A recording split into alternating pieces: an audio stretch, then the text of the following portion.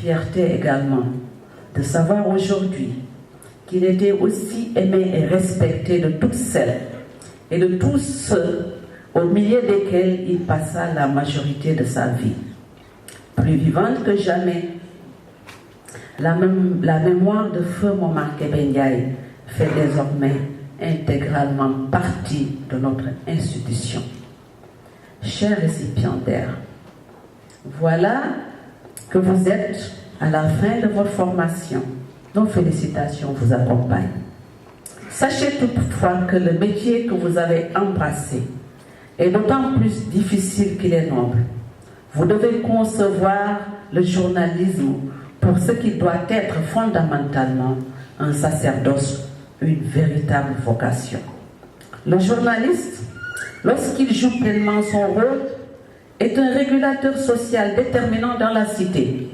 Nous n'entrerons très certainement pas dans l'antique querelle de l'engagement, du militantisme ou de la neutralité du journaliste.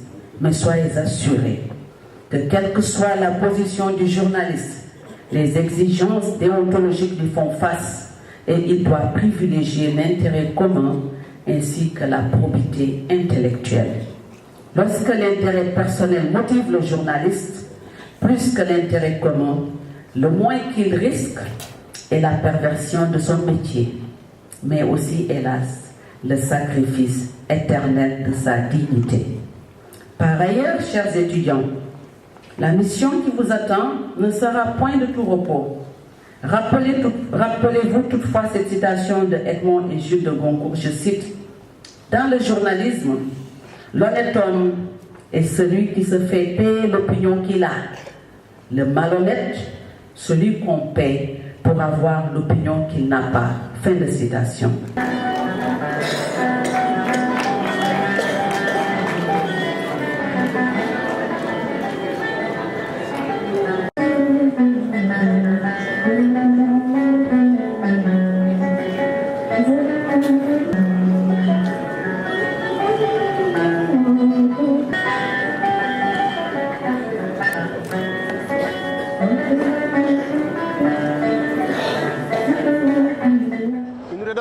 Bon, pourquoi pas?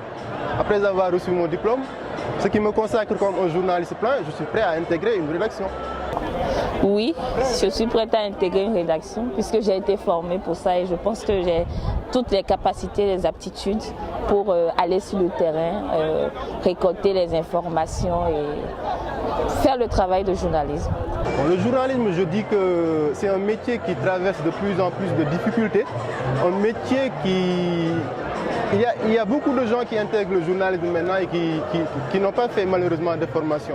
C'est pourquoi on voit beaucoup de choses maintenant dans les radios, on entend beaucoup dans les radios, dans la télévision, dans la presse écrite, on voit des choses et on se rend compte que le niveau baisse de plus en plus.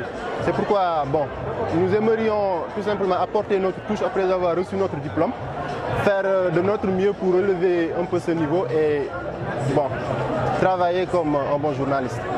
Le journalisme au Sénégal, c'est déjà lorsqu'on dit qu'on est journaliste, déjà on vous voit comme un miséreux parce que on sait qu'on n'est pas très bien payé dans le secteur et aussi c'est l'histoire des perdièmes et tout ça, donc le journalisme est un peu martyrisé, mais n'empêche qu'il est très développé et beaucoup de Sénégalais s'intéressent à l'information, ce que j'ai remarqué.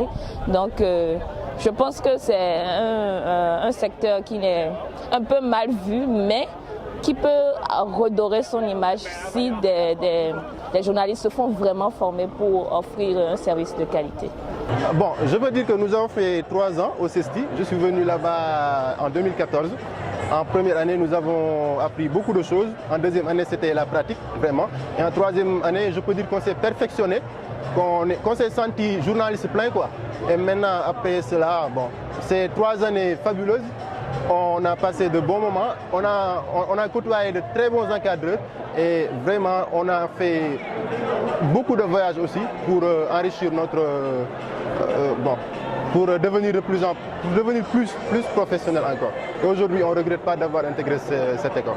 Les temps forts de ma formation, c'est déjà lorsque On a fait nos formations et puis bon, on atterrit dans le journalisme comme ça. Il y a déjà des moments où vous devez apprendre par exemple en presse écrite, à limiter ce que vous devez dire et faire comprendre l'information en peu de mots. Ce n'est pas un exercice facile à travers les brèves et autres. Et apprendre à la fois 3 styles rédactionnels différents, c'est-à-dire la presse écrite, la télévision et la radio qui ne font pas du tout pareil pour donner la même information. Donc cet apprentissage a été assez éprouvant, mais ça a donné un résultat concluant et on est heureux aujourd'hui.